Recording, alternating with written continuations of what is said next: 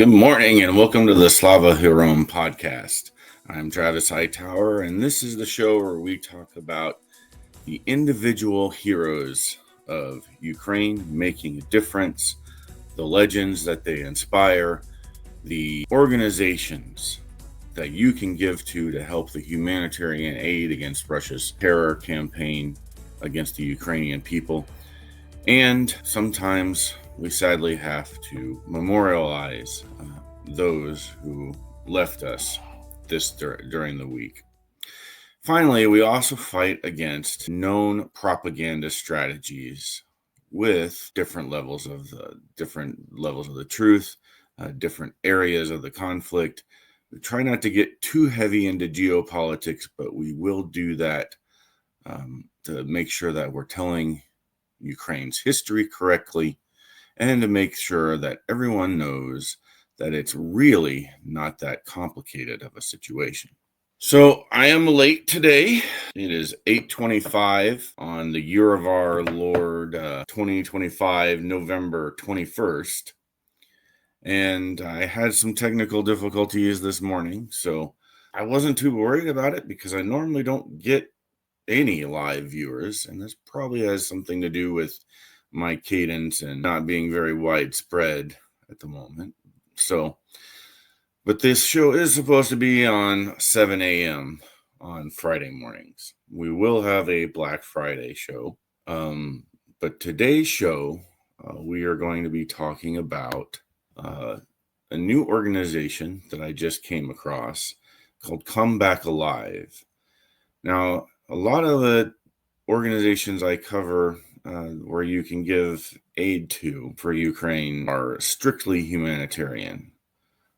This is one of those organizations that provide to make sure that the soldiers come back alive. And there's a few of those that I sponsor or like to talk about and promote. Not really a sponsor for anyone. But we've had members and leaders of these organizations on the show, and we hope to continue to have that in the future. So we'll talk about Come Back Alive. There's been a lot of horrific attacks in the last 2 weeks on Ukrainian civilians. And what I want to do is focus on some of the young people being lost to this conflict, both soldiers, but especially the non-soldier.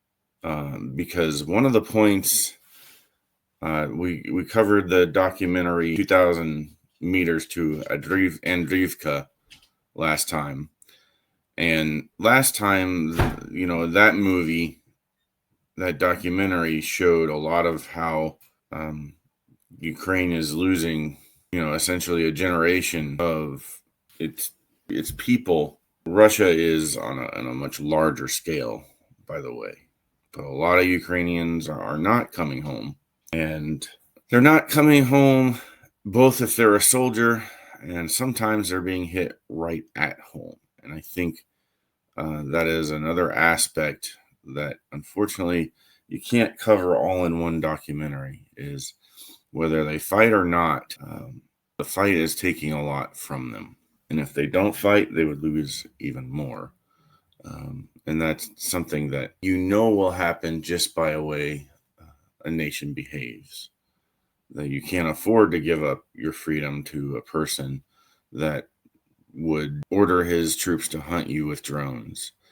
That you can't afford to give up your freedom to a person who is going to level your cities. They think in their mind, do what I want or I'll destroy you completely. But if you give up your freedom to a person who is like that, you will lose everything completely. So I'm going off script a little bit, but let's get into Come Back Alive first. And then we'll talk about that documentary a little bit more, but I wanted to focus on one of the central figures of 2,000 meters to Andriivka, Fedya. And Fedya, hope you're still fighting the good fight, and may God protect you and Godspeed out there.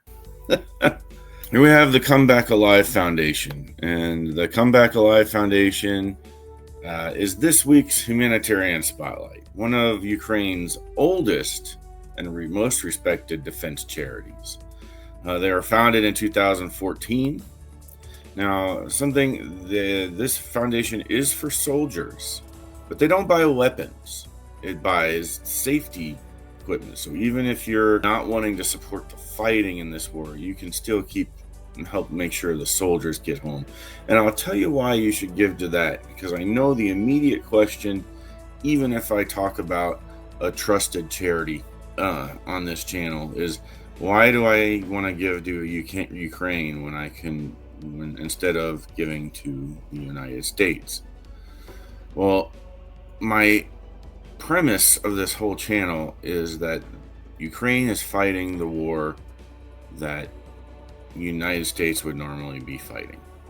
You would normally be your troops, your sons, maybe even the draft implemented to stop Putin from sweeping across Europe. And he does intend to sweep across Europe. If you don't believe that, stay tuned to this channel. That's not going to be the focus directly of this episode. But I want you to think about every foreign war that has been fought really since the Civil War, but especially World War I onward. American troops, the ones you've been celebrating, the veterans you've been celebrating, thank you. All of them have been fighting on foreign soil. Whether or not that was a good thing or a bad thing is the thing that, we can debate as a society. But that's where we have defended our freedom. We have not defended it as some kind of wall that we built. We've defended it by defending the ideology of freedom. And that ideology is part of a sort of benign imperialism. It is something we share with our allies, and the reason we're supposed to have a good relationship with our allies. So you've got a situation that opponents will want you to make out to be as complicated as some of the ancient beefs in the Middle East. It's really not that complicated. It has always been about a people on their native land, and whether they were the Rus or a certain version of the Vikings, or whether or not they are today's Russia and Putin, they have always been an invader looking to take the land of the Cossacks and others, the Polacks, all of them that have settled in that breadbasket that is Ukraine.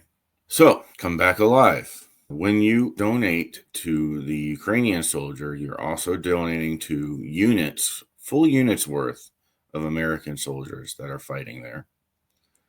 But you're donating to folks that are going to fight the war instead of your kid. And so I propose, my proponent on this channel is, if whatever you give to veterans, take 2 to 5% of that.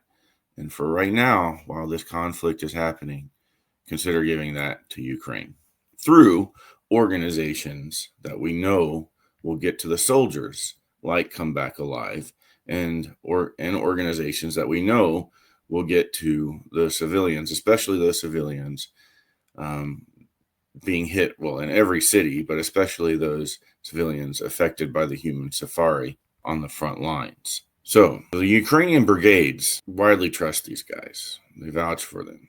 If you've ever wondered how to make a real difference, this is how one of the most transparent organizations. They've given 200 thermal imagers donated each month, thousands of medical kits, battlefield reckon they buy drones, but more importantly in these days, it's the anti-drone warfare. And so let me scroll down on the website. You'll see that they've got 4 different missions. Operation Evacuation.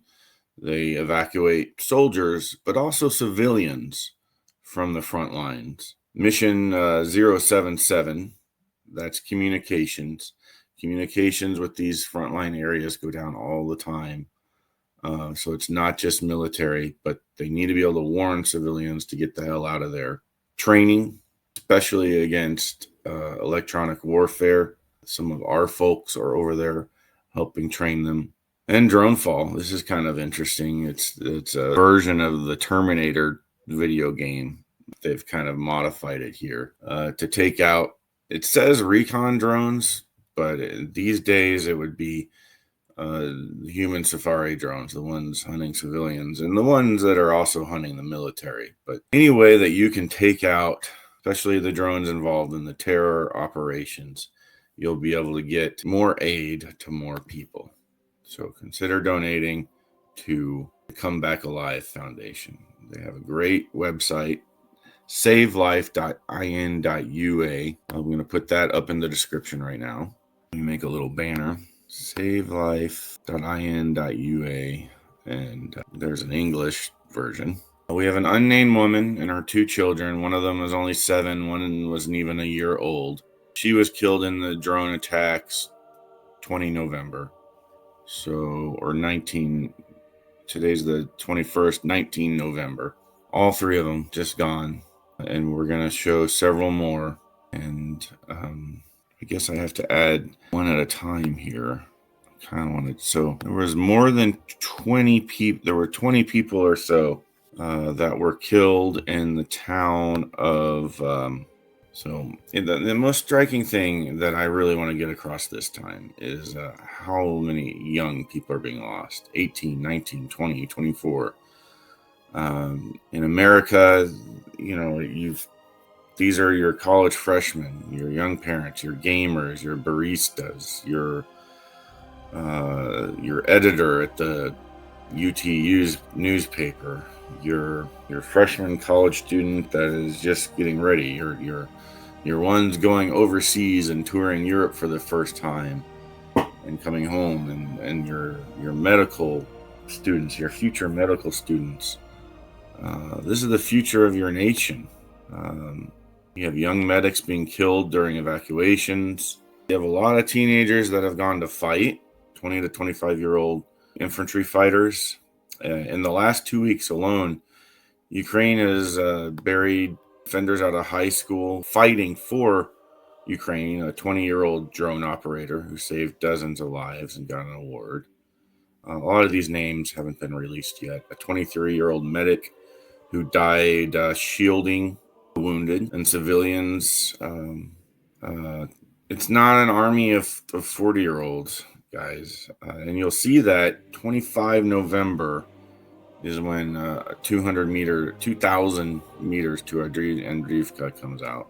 The name of one of the towns that got hit the hardest was Ternopil. So what I'm showing you right now on the screen is some of the more than 20 people that were killed in Ternopil by these were by long-range drone strikes, I believe.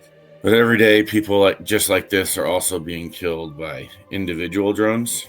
I showed you the woman and her 2 children. There's a little smaller picture of them here. I should have figured out how to make slide. Next time I'll figure out how to make a slideshow of these because there's so many, unfortunately. One of the other Ternopil victims is Elena. She has 2 children that are also in critical condition trying to survive.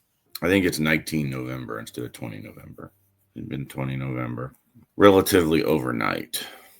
So this family was not in Ternopil. But I want to remember them because we lost all 3 of them. Young families with young kids. I know Gaza is horrible, and there has been in total a lot more people dying there just of not being able to get food and resources. But you can make the case that they're not directly under attack. They're either collateral damage because they're all in a very tight space. All the world has to do to stop that situation is stop funding. Stop allowing Israel to do it through economic means. They'll stop. To stop this situation and to protect these people, force is going to be necessary. And what I am a proponent of is that there's no deal that can be made with someone like Putin and his regime. So what do you need to prevent kids like this from getting killed? Well, you need a no-fly zone. That helps stops the big drones. Second thing you need is enough support that Ukraine goes and wins this thing.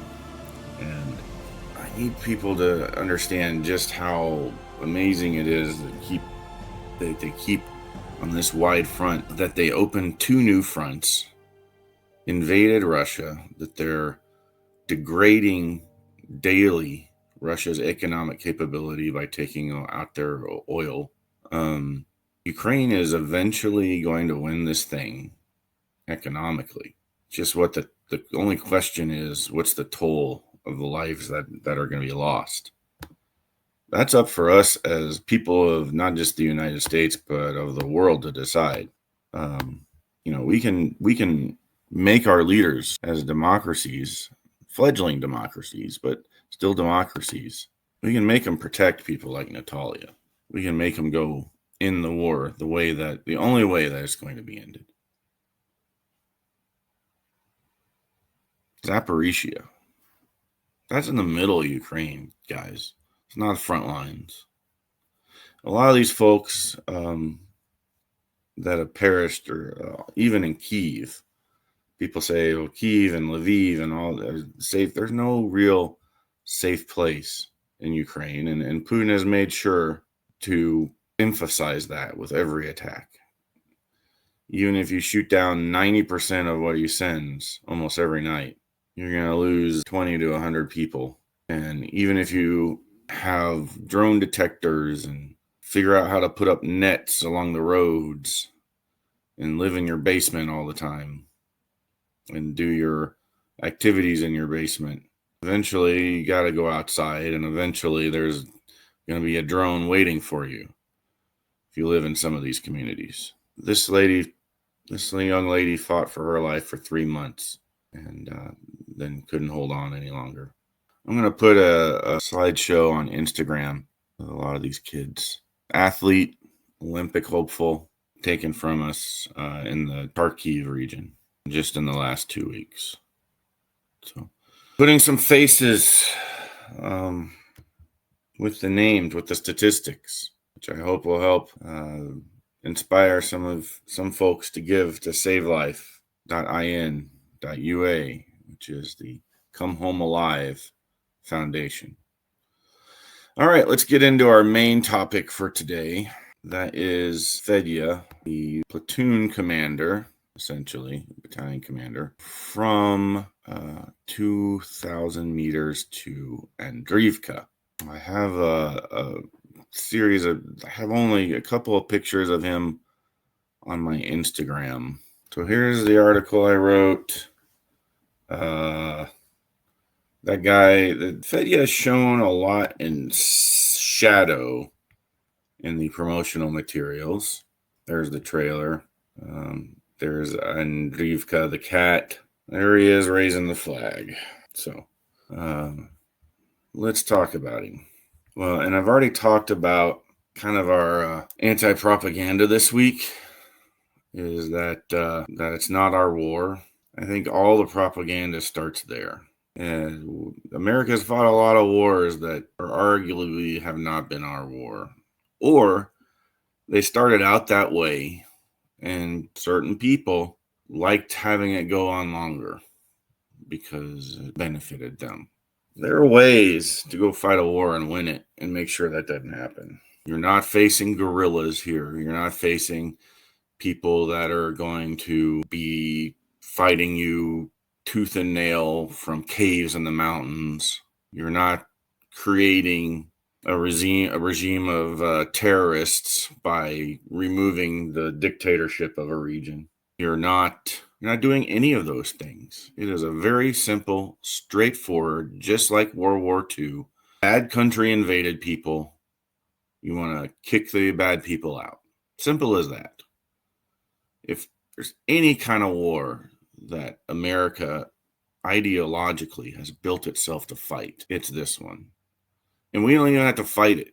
All we need is to give the people fighting it the right amount of resources and equipment to end it. That means some of our best equipment. not just this trickle down garage sale stuff. And it means closing the sky.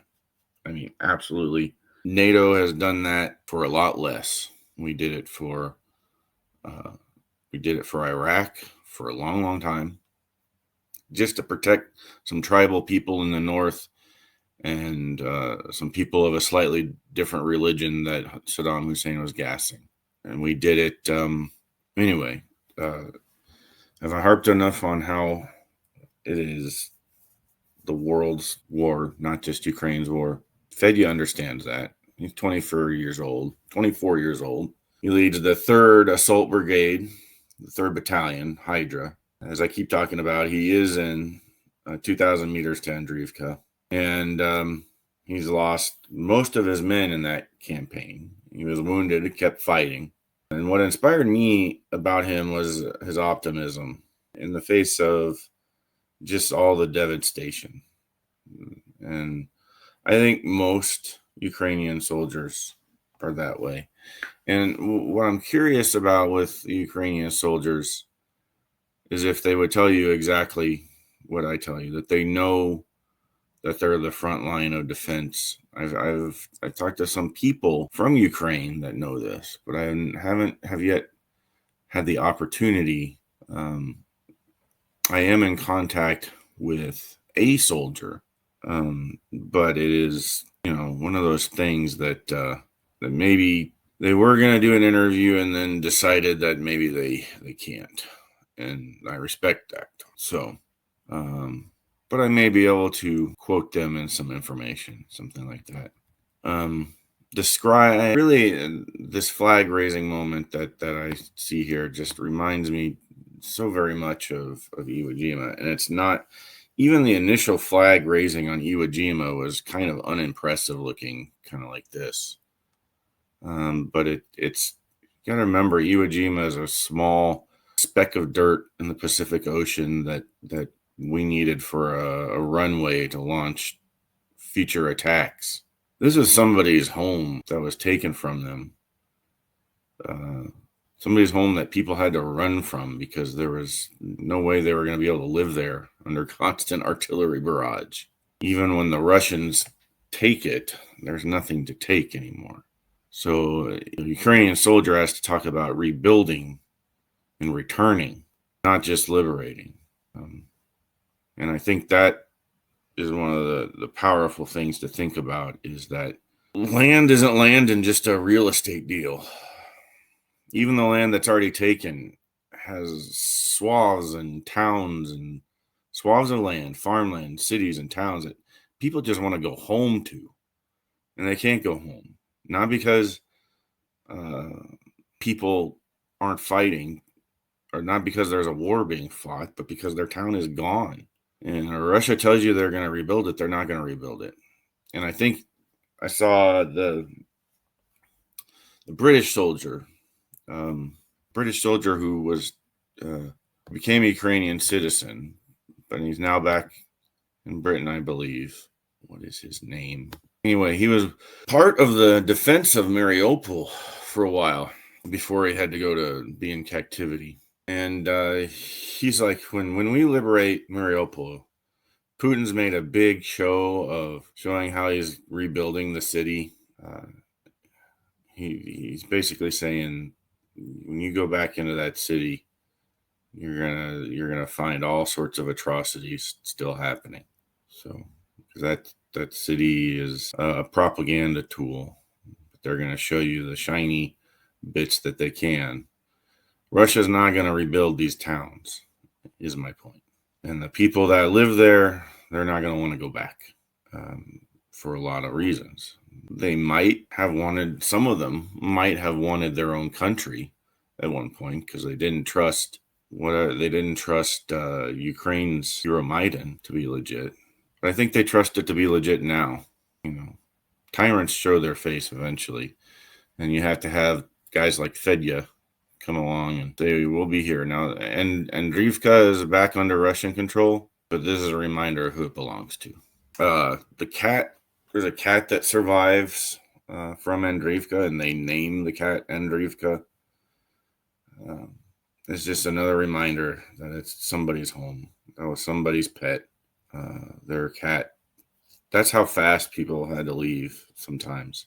Had to leave animals behind. What to do with all the displaced war orphan animals is subject of charity in itself for Ukraine. But animals like that is a reminder that there is a life there to be had after victory.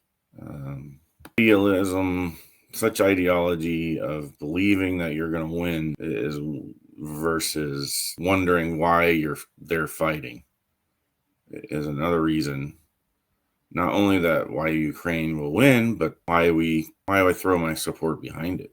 I don't know that there are still people fighting in Afghanistan for freedom, especially women, for women's rights against the Taliban and what's been taken from them again. But as a nation, there is like a guerrilla group fighting the Taliban. But as a nation, they folded pretty quickly. And I think a lot of that is fear. And I think people see that and they see, oh, that's a tribal situation. And I think I really want to drive that home is that Ukraine people had their differences. Some of them even wanted their own country for a little bit because they're right next to one of the countries that spreads distrust as a matter of a profession. So, if Fedya inspires you as he's inspired me, please share this episode, share his story. Go see the documentary on YouTube, 25 November. And in Dallas on 29 November at the Dallas Holocaust Museum, we are holding a double event. The event is with the Ukraine Culture Club and the Chamber of Commerce and the SMU Humanitarian Division, among others, is putting on a presentation of Holodomor. Starts at 1:30. Holodomor is when Stalin deliberately starved the Ukrainian people to try to get them to punish them in the 30s for not capitulating to his wishes. I'm going to learn more about it on 29 November. We're going to have some descendants of survivors of that ordeal speak to us. So come out to the Holocaust Museum on 29 November at 1:30. Participate in that because after that, we'll have another special screening of Heoryam Human Safari. And Zarina Zabriskie will be there to and do a Q&A for the documentary. And she may bring additional footage. I'm not sure of, she could basically build a whole nother second documentary of how much the human safari has developed and what it has taken since the first documentary, which has been a lot. There's been a lot in the last 4 months or so that has gone on as she's been back. I'm going to put the link in the description of this to that event, to the Heoryam Human Safari website and the 2,000 Meters to Andriivka website. Thank you for being with us, and we will have another Hero of the Week next week on Black Friday. Next time we'll be going back to the Ukrainian Air Force and talking about a pilot. I haven't talked about the Ukrainian Air Force and a pilot in a while, but it's really important because we'll talk a little bit more about no-fly zones and what that'll entail next time. So we'll see you next Friday. If you missed this live episode, which looks like everyone has still, so you'll be catching the recorded version, which will come out sometime Saturday morning. I appreciate you watching, and glory to all those who defend the Constitution of the United States. Glory to the heroes in Ukraine, and Slava Ukraini.